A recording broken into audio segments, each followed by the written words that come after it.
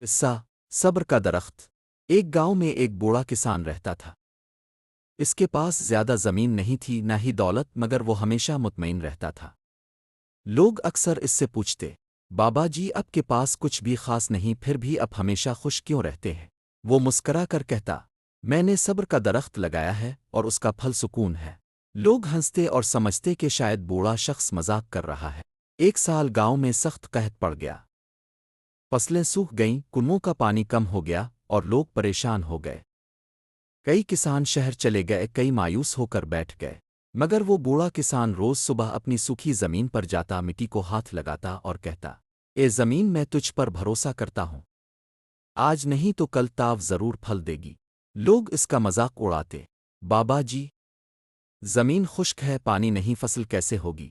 وہ نرمی سے جواب دیتا، مایوسی زمین کو اور سخت کر دیتی ہے، امید اسے نرم رکھتی ہے۔ چند دن بعد اچانک بارش ہوئی۔ وہ زیادہ نہیں تھی، مگر اتنی ضرور تھی کہ زمین میں نمی آ جائے۔ حیرت کی بات یہ تھی کہ سب سے پہلے سبز کونپلیں اسی بوڑھے کسان کے کھیت میں نکلے۔ اس کے پاس آئے اور پوچھا۔